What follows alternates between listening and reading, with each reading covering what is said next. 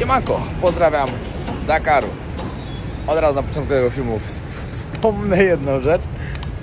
Będę starał się wszystko zrobić, co w mojej mocy, żeby był dobry dźwięk, ale wczoraj utopiłem mikrofony. Wpadł mi telefon w ogóle do rzek, do morza i utopiły się i nie działają. Będziemy jechać zaraz, spróbować kupić nowe, także trzymajcie kciuki, żeby się udało. W ogóle dzisiaj płyniemy na wyspę Gorę. Wyspa, po prostu wyspa niewolników. No, jest okropna historia wyspy, ale bardzo wam chcę pokazać, bo to jest bardzo ważne miejsce dla Senegalu, dla całej Afryki i dla ludzi, żeby zapamiętali, do jakich strasznych rzeczy tutaj doszło. W ogóle patrzcie, co się stało. Nie wiem, czy to piasek z nad Sahary też tutaj przyleciał, czy co, ale tak, no nic nie widać, patrzcie. Patrzcie tam do przodu, to ledwo co widać. Ja idę akurat w drugą stronę, no i też nie jest ciekawy. Idę do gamu i ruszamy. Zapowiada się naprawdę ciekawy, interesujący dzień. Wszystko sprzedają.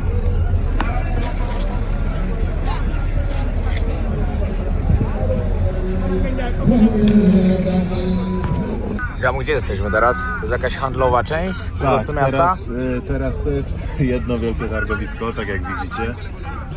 I jeden wielki chaos, ale w tym szaleństwie jest metoda. Kupicie tu dosłownie wszystko, od walizek przez buty, po owoce, warzywa i tak dalej. Jesteśmy już bardzo blisko miejsca, z którego będziemy wypływali na wyspę Gorę. Lecimy tylko skoczyć, kupić mikrofony, żebyście lepiej nas słyszeli. Tak. Bo w podróży zdarzają się małe wypadki. To nie, za mnie z mikrofonami to szczególnie, bo ja to już chyba 10 rozwaliłem albo zgubiłem. No, ale 5 dronów. Na szczęście mamy tutaj sklep, jest bardzo blisko tego portu i dzisiaj zabieramy was na Gorę. To jest, tak jak mówiliśmy, punkt obowiązkowy, wiąże się z nim przykra historia całego świata tak naprawdę, bo niewolniczej Afryki i handlu, więc zapraszamy.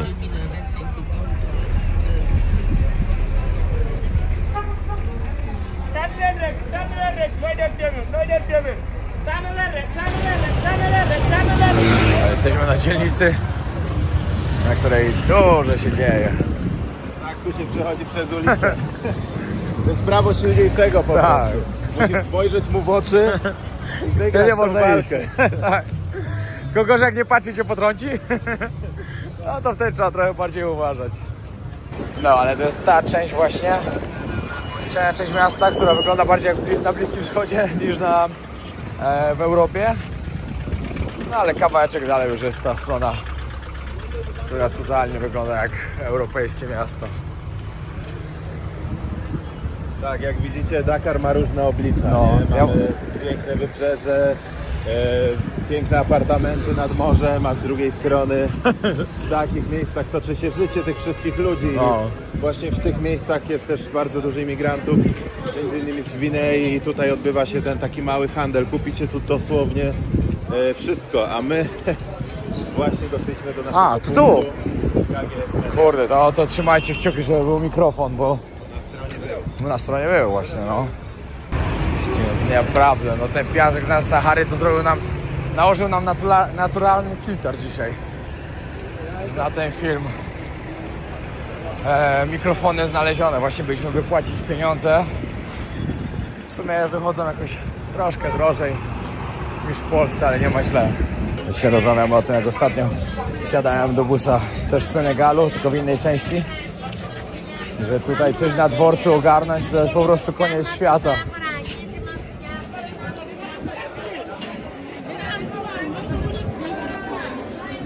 No, ale z jednej strony taki dworzec, a tam dalej możecie zobaczyć elektryczne autobusy. Tak to jest. Dwie strony medalu.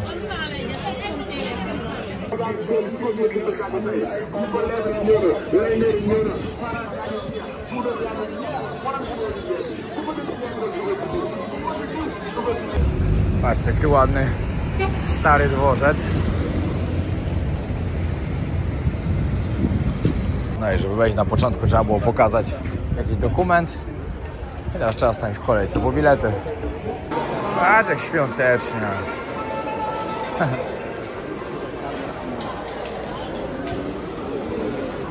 Port załadunkowy.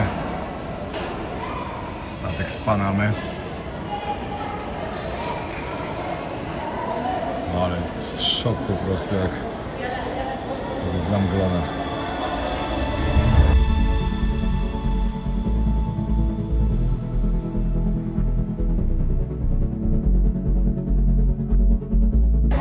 No i to jest ten prom, którym będziemy płynąć. 20-30 minut mamy. Dobra, wsiadamy już. O, patrzcie, z MSC kontenerowiec. I właśnie przed chwilą sprawdzaliśmy, 24 000 kontenerów wchodzi na największy taki kontenerowiec na świecie. No i dopływamy na wyspę Gorę. Ale będzie mroczny klimacik dzisiaj.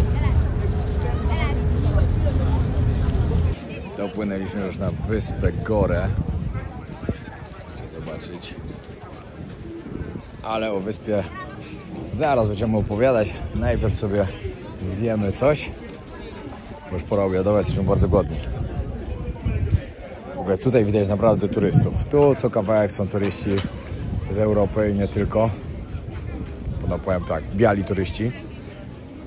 Wcześniej to nie było tak zauważane, ale tutaj już jednak ich widać. I w ogóle tutaj zabudowanie, wszystko pięknie wygląda. No ale historia tej wyspy jest tragiczna. Dobra, to jest nasz lokalny obiadek. Co to jest, Gamo? Wytłumacz. Tak jest, to jest jedno z dań narodowych, nazywa się maffe i sos jest na bazie masła orzechowego, więc dla wszystkich wielbicieli masła orzechowego na pewno im to zasmakuje. Podaje się w różnych wariantach, bo podaje się też z kurczakiem, z wołowiną albo z rybą. My tutaj na wyspie Gorę mieliśmy do wyboru tylko kurczaka. Pan mówił, że świeżo zrobione, więc liczymy na to, że będzie dobre. Dokładnie. Dobra, Gabo, to może powiedzmy na początku, gdzie jesteśmy i z jakich złych, raczej przykrych rzeczy zasłynęła ta wyspa. No więc jesteśmy na... Tragiczne chciałem powiedzieć. No. Jesteśmy na historycznej wyspie Gorę, nieopodal Senegalu, Dakaru. I co, wyspa ta zasłynęła w tragicznej historii świata z tego, że była punktem tranzytowym w handlu niewolników z Afryki po prostu. Jako że jesteśmy na najbardziej wysuniętym punkcie na zachód od Afryki, to najbliżej stąd do Ameryki Południowej, do Brazylii i tam też, czy do Stanów Zjednoczonych, tam też trafiali niewolnicy zbierani z całego kraju, bo to nie byli zbierani niewolnicy tylko stąd. Takich portów było kilka na zachodnim wybrzeżu, jednak z uwagi na właśnie usytuowanie Dakaru i Gorę, to ten był takim najpopularniejszym, nazwijmy to. Wyspa Gorę została odkryta przez Portugalczyków w 1444 roku. Wcześniej tutaj te tereny i tą wyspę zamieszkiwała grupa etniczna Lebu, o której wspominaliśmy w poprzednich odcinkach. Zajmowali się oni głównie właśnie rybołówstwem. I tak, w 1444 roku, czyli XV wieku, przypłynęli tu Portugalczycy. I ta wyspa, na początku to był taki ośrodek handlowy, handlowano tutaj przyprawami, złotem, kością słoniową, to wszystko, prawda, eksportowano. I następnie w ogóle ta wyspa przechodziła z rąk do rąk, bo najpierw byli tu Portugalczycy, potem pojawili się też Holendrzy. W ogóle nazwa Gorę pochodzi z holenderskiego, oznacza bodajże dobry przylądek, ale to jeszcze musimy sprawdzić. Potem też byli Anglicy, potem znowu byli Francuzi, potem byli... No i wiecie, tak jak wiele krajów afrykańskich przechodziło z rąk do rąk, to ostatecznie w 1800, to będziemy musieli dopisać 1800 w którymś roku, Francuzi już jakby przejęli na stałe Gorę, jak i cały Senegal. No dobra, a to może tam przyjdziemy do Mandeli. Tak. Ale, no dobra, no powiedz. Nie, mów to nie. Kto głównie tutaj handlował ludźmi? To byli już Francuzi, czy to byli Portugalczycy jeszcze? Wiecie co? Kto zaczął to tutaj robić i kto się specjalizował właśnie na Gorę? Wiecie co, to zależało od tego, kto też w danym roku, Kolonizował w sumie, kto w danym tak. okresie, prawda, kolonizował wyspę. Ale zaczęli to Portugalczycy. Zaczęli tutaj, to tak? Portugalczycy, tak, potem byli Holendrzy, no i niewolnictwo zniesiono w XIX wieku, tak na dobrą sprawę. Dobra, Więc... na dobrą sprawę to powiedzmy szczerze, Tak niewolnictwa jeszcze w niektórych krajach nie znieśli w ogóle. I Jest, to się umówmy, bo tak... Trzeba... Poland. Enregistre ici, merci. Merci beaucoup. Tego. No, merci beaucoup. Więc tak jak Piotrek mówi, i ta wyspa jest symboliczna i przyjeżdżają tutaj naprawdę wszyscy znamienici goście, ludzie z tego świata. Tutaj mamy między innymi Nelsona Mandelę, który jest symbolem walki z rasizmem, nie tylko w południowej Afryce, gdzie walczył z apartheidem, czyli podziałem rasowym, tak. A jest też symbolem dla całej Afryki. Był przez wiele lat więźniem. 20 lat chyba w więzieniu siedział. Tak. Więzień polityczny, taki mocny. Więc przybyło tu wielu znamienitych tego świata. O jednym szczególnym opowiem Wam, jak już będziemy w miejscu, będę mógł Wam go pokazać, ale był tu też Barack Obama, byli tu też Michael Jackson ze swoim rodzeństwem i wiele innych osób. Ciekawe to jest bardzo.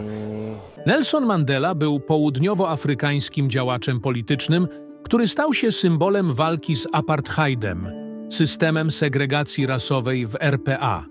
Przez 27 lat był więziony za swoją działalność na rzecz równości i praw człowieka, co uczyniło go ikoną oporu wobec niesprawiedliwości.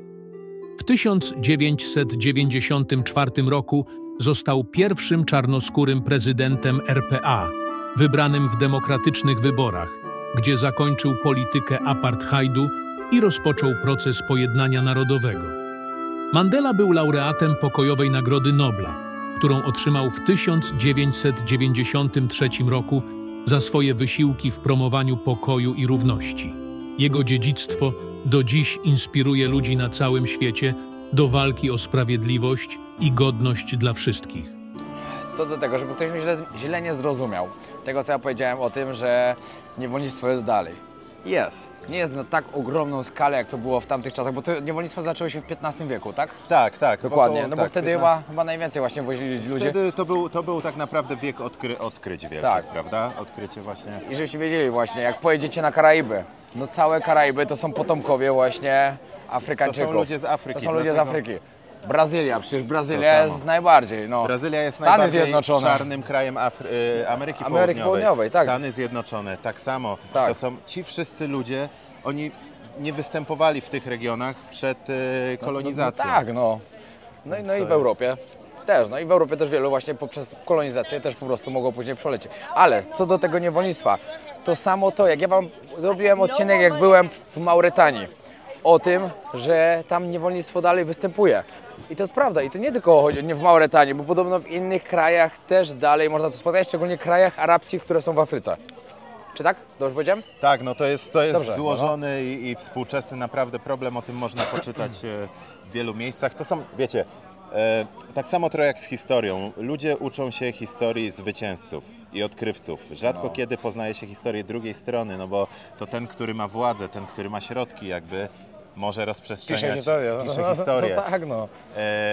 Ci, którzy są częścią tej historii, ale tą tragiczną częścią, często nie mają szans, żeby No bo właśnie, powiedzmy o tym, jak to, bo Ty mi o tym też opowiadałeś poza kamerami, to było bardzo ciekawe, co Ty mi opowiadałeś. O tym właśnie, że jak młode chłopaki próbują uciec do Europy, stąd właśnie, i po drodze po prostu są zatrzymywani w krajach, które są w Afryce, ale są arabskimi krajami. No, że Słuchajcie, wtedy po prostu... Mogę Wam w ogóle polecić też bardzo fajny film, który zresztą teraz został nagrodzony na festiwalu w Wenecji. Właśnie rozprawia na temat drogi ucieczki z krajów afrykańskich do Europy. Nazywa się Ja Kapitan. Został stworzony przez świetnego włoskiego reżysera i grają tam naturszczycy. Historia dwóch młodych chłopaków z Senegalu, którzy marzą o Europie. On ich znalazł tutaj, wziął ich do filmu i po prostu opowiada mniej więcej ich historię. Uważam, że to jest świetny film, jest poruszający. Sam sobie muszę zobaczyć, no. I naprawdę świetnie Wam to zobrazuje też sytuację. No, dobra. A my zaczynamy zwiedzanie tej wyspy. Tak jest. No, merci. Patrzcie, jak tu uliczki wyglądają ciekawie. Trafiliśmy akurat na jakieś skrzyżowanko takie. Tak, i też przez to, że było to takie centrum też handlowe, to po prostu mieszkało tutaj wielu kupców i ludzi związanych z handlem. Oprócz tego wiele z tych budynków to też są domy niewolników. Ten taki główny dom niewolników, który był jakby takim punktem tranzytowym, gdzie są te takie symboliczne drzwi bez powrotu, tak zwane, nakręcimy je Wam, to były jakby ostatnie drzwi, przez które Afrykańczyk wychodził z Afryki, no i tak jak mówi sama nazwa, już nigdy nie wracał. Tak. Dodatkowo też, tak jak wspominałem, to nie byli tylko niewolnicy z Senegalu, to byli niewolnicy z różnych części Afryki. Ściągało się też, przez to, że Afryka jest też mocno zróżnicowana etnicznie, to też ściągano ludzi. Tu ciekawy przykład a propos niewolnictwa. Dlaczego na przykład Indianie nie sprawdzili się w roli niewolników? Dlatego, że często byli słabi fizycznie po prostu i nie byli w stanie podołać trudom tej pracy. A wiele ludów afrykańskich też i ludzi z Afryki naturalnie po prostu byli też bardziej predysponowani do funkcjonowania w trudnych warunkach i byli też po prostu silniejsi fizycznie. I kolonizatorzy dokładnie wiedzieli, z jakiego miejsca będą mogli przywieźć najbardziej wydajnych i najsilniejszych fizycznie niewolników. Ściągano ich między innymi właśnie z Nigerii, z Gany i z dolnej części Afryki. Baobab? Tak, Oj, tak, to są tak. owoce baobabu. Proszę bardzo, tu mamy owoce baobabu, to jest drzewo życia. Baobab nie potrzebuje niczego, rośnie na sawannie. I No po w ogóle, prostu praktycznie w ogóle wody nie potrzebuje, potrzebuje. Ja też widziałem w takich miejscach już te baobaby, że... Tak. To jest woda, to jest drzewo, które po prostu z każdej gleby, nawet z tych najtrudniejszych warunków jest w stanie wyciągnąć po prostu wszystko, co potrzebne jest mu do przeżycia. I jeszcze żywić ludzi, to jest No i żywić ludzi, dokładnie. Dobra, powiedzmy, ludzie tu normalnie mieszkają? Tak, jest tu, Mieszkają, tak? tak, mieszkają tutaj ludzie. Napiszemy potem, ilu mniej więcej, zaraz dopytamy. I ciekawostka, jest tu też najlepsze żeńskie liceum. O, to też mówiłeś wczoraj, że 100 dziewczynek Tak, co 100 roku. dziewczynek z każdego rocznika po prostu dostaje się do tego liceum. To jest szkoła z internatem i jest no, najbardziej prestiżową szkołą. Tutaj też zaraz miniemy jakąś podstawówkę, przedszkole i życie toczy się tutaj tak bardzo powoli, jak widzicie. No to jest dla mnie właśnie teraz taki niesamowity temat. I to też hotele są normalnie, ludzie też mogą sobie przyjechać, zostać w hotelu. Tak. Czy w takim miejscu, w którym po prostu, nie wiem, w milionach można mówić, milionach, bo Można, wiesz co, właśnie szacunkowe dane są bardzo zróżnicowane. No. Ciężko, to tak jak mówimy o historii tych odkrywców i zwycięzców. No. Często historię się troszkę tuszuje, nie? Ale generalnie szacuje się według danych, że rocznie od około 20 do 30 tysięcy niewolników przepływało przez Gorę.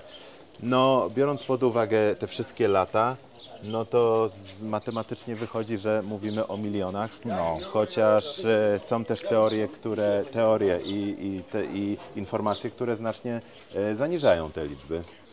Dobra, to możecie zobaczyć właśnie ta szkoła dla tych dziewczynek. Tak, szkoła z internatem, będziemy mogli też zobaczyć ją z góry, bo wejdziemy sobie do takiej części zbrojnej na samą górę. W którą stronę idziemy?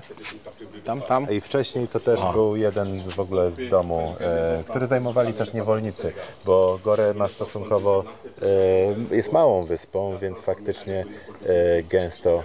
A wiadomo, ile oni czasu tu przebywali? Jak ich tu przywieźli, nawet przypłynęli na wyspę, ile czasu tu byli? Właśnie i według informacji mówi się, że to też zależy, bo jak była zapotrzebowanie na przykład na to, statek miał jakąś tam wyporność, na przykład pakowali tych niewolników. Trzeba powiedzieć, że były przeładowane. Były po prostu to były przeładowane, to się zgadza, do takich granic, że nawet nie jesteśmy sobie pewnie w stanie tego wyobrazić, ale tak samo tutaj trzeba było czasem odchudzić niewolników, więc przetrzymać ich po prostu w tych, nazwijmy to lochach, bo to były lochy, poczekać aż stracą na wadze, żeby móc ich po prostu zapakować na statek. Niewolnicy byli wtedy towarem, bo tak trzeba powiedzieć. No tak, to trzeba nazywać tak jak było. I trzeba Oni nie byli traktowani jak ludzie i nie byli uważani, tylko oni po prostu byli towarem, żywym towarem do sprzedaży. Tak. No. I sztuka, bo jest tutaj Tak, bardzo wszędzie wielu coś. artystów i malarzy, i rzeźbiarzy, i też ludzi, którzy robią obrazy z piaskowców. Oni pozyskują ten piasek z wielu części, z różnych części Senegalu i komponują naprawdę fajne rzeczy. Może zaraz zobaczymy, podejdziemy. Tak jest jest. tu jeden taki, kurde, świetny facet. Więc może zobaczymy. Salam alaikum.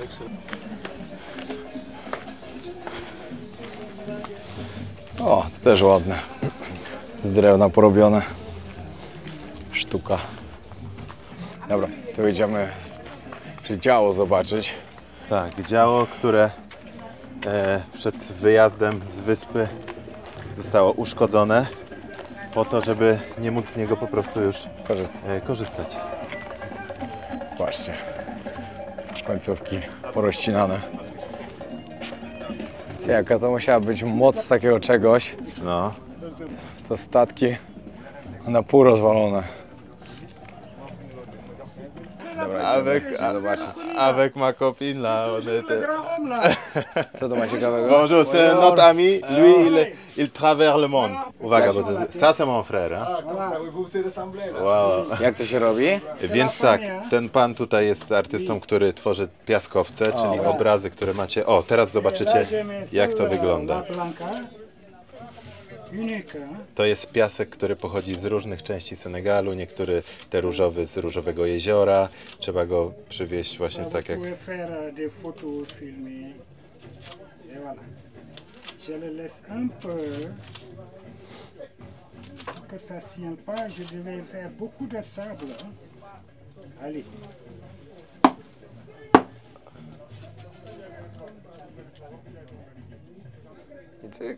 I cyk.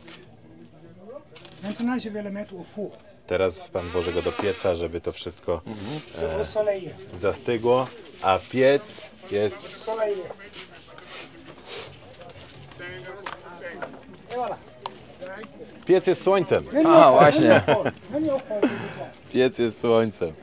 No i tutaj... O, pan teraz wam pokaże jeszcze raz w ogóle tak bardziej skomplikowane, bo to jest... Voilà. Donc c'est avec ces jeux de couleurs-là que j'arrive à travailler tous ces tableaux. Hein. O, tutaj C'est un mamy, sable noir, c'est volcanique, les mamelles. Là. tutaj mamy piasek wulkaniczny. Le blanc, c'est de la petite Cotumbour. To jest z Mbur, z Małego Wybrzeża. Le jaune, c'est les dunes, c'est les Niayes et Lompoul. Żółty pochodzi z Lumpul, czyli Vers z le Dune. nord. Z, Et là, c'est le Sahel, le Sahara. a to jest piasek z Sahary, Sahary, z no. Sahelu. Le sud du pays, la Casamance, Termitière. Casamance, czyli południowe pod Gambią. Le désert, le Ténéré. Pustynia Tenere. Le centre du Sénégal, Sine Saloum. Sin Salum, czyli z centrum, jakby z centralnej części Et le Senegalu. lac Rose, Redba. I Różowe Jezioro Redba. Et le sable local de cette île de Gorée. I tutaj na końcu lokalny z Et wyspy les Gore. mines del Ferro de la Mauritanie. No i mamy też troszkę z Maurytanii.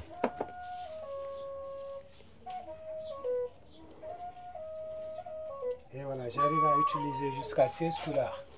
I cyk. Jest w stanie używać aż 16. Et là, Color. c'est I teraz nam pokaże, jak to powstaje na takim małym odcinku. il faut bien filmer, c'est la partie la plus passionnante. Tak, i tutaj C'est właśnie comme la dzieje fois się. passée, hein. Ouais, c'est comme la fois passée. Pour aller un peu plus vite. Et voilà. I tutaj zaraz Là, zobaczymy, je co ne powstanie. laisse que les détails. Je mets les détails. Doucement. I zaraz się okaże, czy zasługuje na oklaski. To, co stworzył, proszę Państwa. Si tel n'est pas. Wow! Yeah! Yeah, it's very cloud. We cannot see more, but look at over there, every building in Gore Island. Okej. So 900 meter by the longest and 300 meter by the largest. That's why in Gore Island there is no car, no bicycle, and there is no cemetery. So now when people they die, we bury it in Dhaka. Okej. Okej. So how do you understand me? No, they understand. They speak English. I Yeah, they speak yeah, English. for me no problem. Okay, look at this place. During the colonization, French people, they used to did a cannon, but this one, it never finished it. Okay. And when they left it, they let them like this. But on the ground, it is bunkers. Every house on the top, it is bunker houses. Okay. Yeah, Tak, but tak, now the local population, they living on the ground. So when French people, they left it, they modify, maintain and living on the ground. Okay. Czyli to miała być następna armata, co? Tak, to Nie miało być zdążyli jej. kolejna, tylko już... And they destroyed the both, Before yeah. they left it, they destroyed. Why? Because they don't want no one, they never can use it. That's why they keep them, and also they take the mechanism, Yeah. they bring them in Invalid Museum. Okay. Because they don't want, after when they left it, we're gonna use it again. That's why they break them. Patrzcie, to Because jest back in the day, najstarszy. our mosque, Okay. it was built by the wood.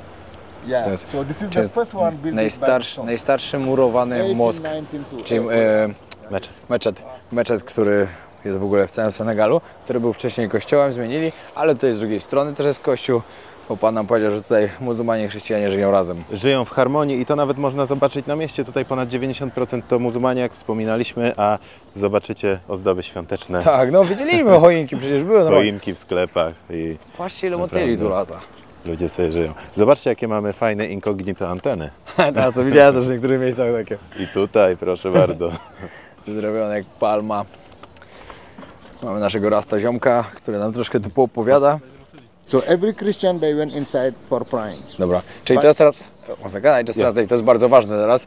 Pan powiedział, że tu właśnie jak Jan Paweł II był właśnie na górę, na wyspie, odwiedził, był w tym kościele w 1992 mówił, tak? 1992, right, jak? In 1830. No, No, but I mean about- Jean-Paul II. Yeah, in 1992. Tak, no i że każdy chrześcijanin właśnie tutaj z Senegalu I przychodzi tutaj się modlić. Jan Paweł II właśnie odbył swoją pierwszą modlitwę i warto nadmienić, że był jedyną osobą, zwierzchnikiem Kościoła katolickiego, który przypłynął na tą ziemię i przeprosił za krzywdy. Za kolonizację i za to Okay, wszystko. but built it by the French people, but now they get Italian name calling Borrome Cintecarlo. And Borrome Cintecarlo, he was cardinal who living in Milan. O, okej. Yes, this is our Catholic church. You know? Dobra, So yeah, 300 meter and 900 meter by the longest. pan powiedział, że to And this jest is the miejsce. middle in the island. Okej. Okej. Gora Island, nobody can get missing. You Okay. get missing someone, you Tu jest sam środek wyspy.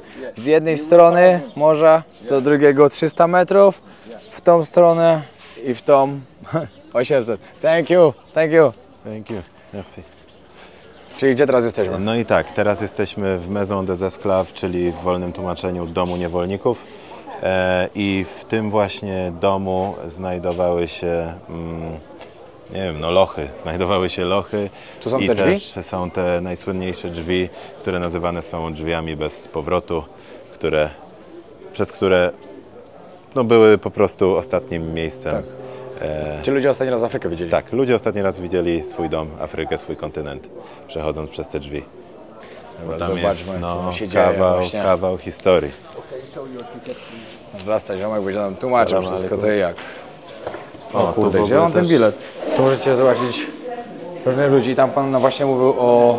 O jak się mulatach. nazywa? O mulaci właśnie, Mulaci. Mulatem jestem ja, czyli jestem potomkiem Afrykańczyka i Europejki w tym przypadku. I często było tak, że kobiety, zniewolone kobiety często wiązały się z właśnie przybyszami z Europy, z kolonizatorami i w konsekwencji rodzili się mulaci. I mulaci nie byli sprzedawani jako niewolnicy. Oni mieli swoją funkcję, oni pełnili funkcję zarządczą właśnie na tych wszystkich terenach. Byli też klasą no, wysoko klasyfikowaną i... Czyli oni pracowali dla kolonizatorów. To byli Oni ci ludzie, byli- którzy mówiłeś, że byli najbardziej nienawidzeni. Wiesz co, wielu też z uwagi na to, że wiecie, to jest trochę forma w tamtych czasach trochę takiej zdrady, ale też ratunku dla nich. Te kobiety ratowały w ten sposób też swoje życie, wiązały się z tymi kolonizatorami i po prostu zyskiwały dzięki temu, no nie wiem, nazwijmy to immunitet, a ich dzieci, czyli tacy ludzie jak ja, jakby obejmowali funkcje zarządcze, jako że byli spokrewnieni, no i byli po prostu tą najwyższą kastą. No i nie byli, najważniejsze, że nie byli sprzedawani, czyli oni zostawali tutaj. Oni zostawali, oni zarządzali. I im przyszła tak naprawdę też często ta brudna robota. No. Oj, tu są te drzwi, tak? Tak, drzwi będą tam jak wejdziemy potem. Tutaj są te cele, nie wiem jak to nazwać. No. Czyli w takich celach byli trzymani, tak? I zaraz się dowiemy co, ilu How i many jak. people was in one Inside room? they put it 20 men inside. This is for the men left and right. One cell, 2 meters 16 by the longest and 2 meters 16 by the largest. 2,60 na 2,60. Before they put it 20 men, but slab they sitting down to the wall and they chain them on the neck until on the feet. And on the feet they put it iron bar. 10 kilo, 300 kilogram on the feet, even no one, they never can escape. And when they're trying to escape, they're gonna sinking. But every morning they take out the shackles, slab, they go to the bathroom and eating. But during trade slab, they don't eat so much. Every morning they give them cup of beans mixed with palm oil. 20 millions. Właśnie teraz nam pan powiedział, jakie liczby to były. 40 million left it and 6 million died. Właśnie pan nam przekazał, że 40 milionów na przestrzeni tych... It was in what period of time? It was in 1536 until 1848. No to przez okres 300 lat pan powiedział, że tak, 40 milionów wypłynęło z tej wyspy, 60 mil de décès? No. No. 60 million. So, West. They cut 20 million, Yeah? so 6 they died, Ah. 14 they left it. 14 Okej, million. czyli poprawmy. Na przestrzeni tych niemalże 300 lat przez tą wyspę przeszło 20 milionów ludzi, z czego 6 milionów zmarło, a 14 milionów wypłynęło z wyspy. So left and right it was for the men. Tam po tamtej stronie mamy cele męskie Yeah, and every cell they put it 20 men inside, every each one. i do każdego tego pokoiku wsadzano po 20 osób. Tak. 20 osób, żebyście wiedzieli. Pokoik miał 2,60 na 2,60. A to było- Plus jeszcze dodatkowo mieli tutaj przymocowane przy nogach te obciążniki. Tak, Żeby nie 10-kilowe kule, nie? Tak, no, żeby nie uciekać. Nie uciekli, a to było ich jedyne okno na świat. Okay, so left and right it was for the young boys and young girl, young boy and young girl. Because family when they come, they must separate it. And this is for the young boys. And young boys, they are not. Tutaj jesteśmy w celi, w której przetrzymywano małe dzieci pomiędzy 12 a 15 rokiem życia i w celach, w których szacunkowo można było wsadzić 100 osób, to opakowano po 200 plus i po prostu usadzano ich pod ścianą jak sardynki. I też kolejną taką praktyką, straszną praktyką było to, że kolonizatorzy zawsze dbali o to, żeby rozbijać rodzinę, żeby dzieci i ich rodzice nigdy nie trafiali do tych samych krajów, więc przykładowo ojca wysyłali na Kubę, matkę do Brazylii, a dziecko do Stanów Zjednoczonych. Dobra, teraz pan nam opowiadał. Tutaj był karcel. I właśnie jak Mandela tutaj przyjechał w 1920 którymś roku, jak 1991. A, 91, tak. Sorry. Właśnie on siedział w więzieniu 27 lat dokładnie. No i wiecie, tutaj miał być na 27 minut, że wiecie, tak ten po 5 minutach podobno wyszedł i zaczął płakać, bo mu się wszystko przypomniało. No, 27 lat siedzieć w więzieniu. No masakra, no. Okay, this is the Tak way było. of the Mauritania. No i popatrzcie, tu jesteśmy w miejscu. Tu są te drzwi już bez powrotu. No, to jest to najbardziej symboliczne i najstraszniejsze tak naprawdę miejsce, bo uświadomcie sobie sytuację, w której macie świadomość, że po prostu po przejściu tych drzwi już nigdy nie wrócicie do siebie do domu. Jesteście rozdzieleni z matką, z ojcem, ze swoją rodziną, ze swoimi żonami i nie wiecie, co was czeka. Zapakują was na statek, będziecie płynęli miesiącami w tragicznych warunkach. Duża część z tych ludzi umiera po drodze, zostaje wyrzucona za platę. I tak, to jest twój ostatni... Tak, tu się wychodziło, kładka była Kładka, i która na statek. prowadziła na statek. O, akurat zobaczcie tam. Akurat płynie statek. Statek, no i Go widać. no i kończyły swój żywot. Straszne. Tutaj mogę wam dokładnie pokazać. Tutaj wychodzili, wiecie, z cel. Tutaj przechodzili tym wejściem. I dalej już wsiadali po prostu na statek. Coś strasznego.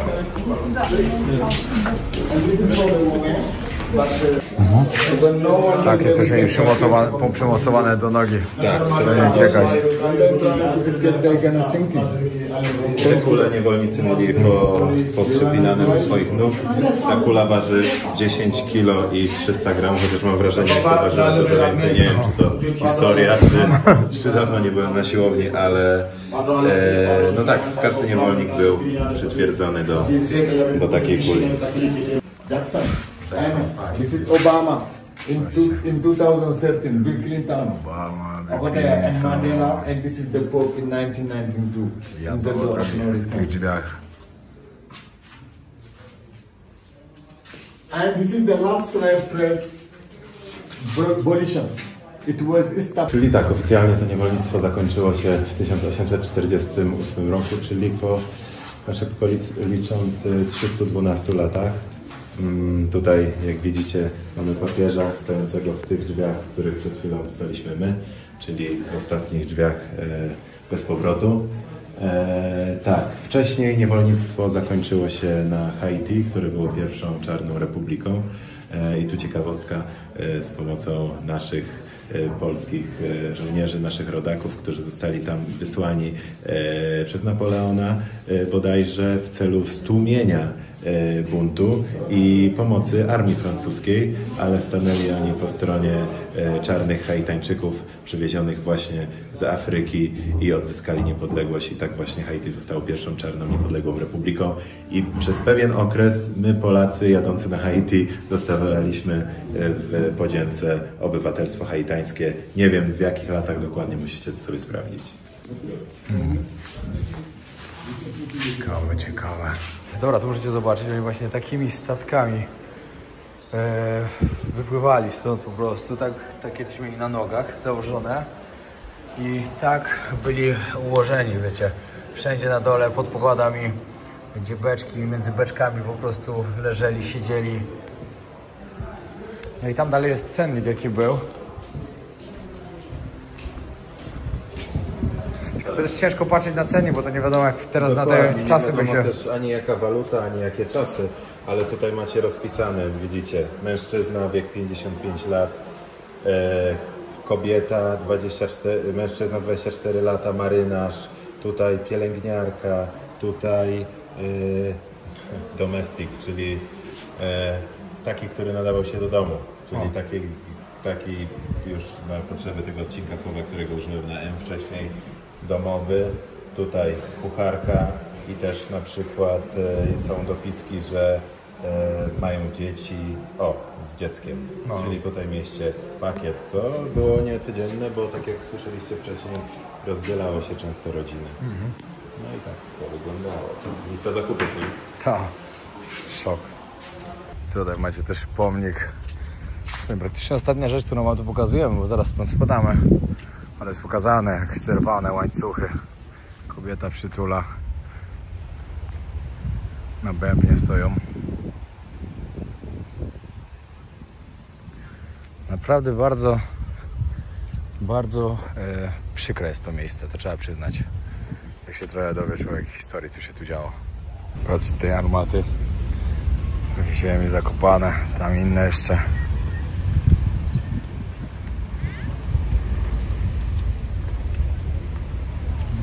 To normalnie, jak jest ładna pogoda, to musi być przepiękna woda. No, widać, jaka jest czyściutka. Chłopaki na ryby płyną.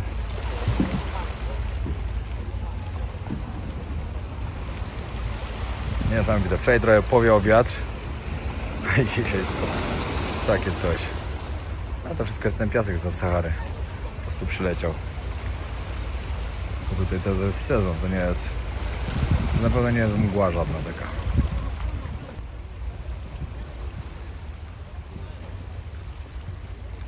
Dziękuję za kolejny odcinek z Senegalu. Znaczy, że wy oglądaliście ten odcinek z Senegalu. Będzie jeszcze jeden, na który serdecznie zapraszam. I co? Do jutra. Dzięki wielkie. Jeśli jeszcze nie widzieliście jakichś poprzednich odcinków z tego miesiąca, to bardzo serdecznie zapraszam, ponieważ myślę, że każdy był inny, każdy był wyjątkowy i każdy warto zobaczyć. A zawsze jak są dobre wyświetlenia, to mi jest też lepiej, bo wiem, że bardzo doceniacie moją pracę i to, co robię, że pokazuję świat taki, jaki jest. Dzięki wielkie, trzymajcie się, zostawcie subskrypcję. Wiecie, że mam swój cel do spełnienia i tylko wy możecie mi w tym pomóc. Także dzięki wielkie, pozdrawiam serdecznie. A kto jest jeszcze zainteresowany obserwować Gamą, na dole w komentarzu przypiętym i w opisie zobaczcie link do jego Instagrama.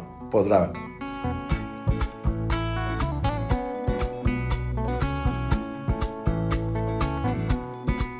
عانينا كتير من هذا الفساد عذابنا يزيد من الاستغلال عانينا كتير من هذا الفساد عذابنا يزيد من الاستغلال لازم ثورات في أفريقيا اليوم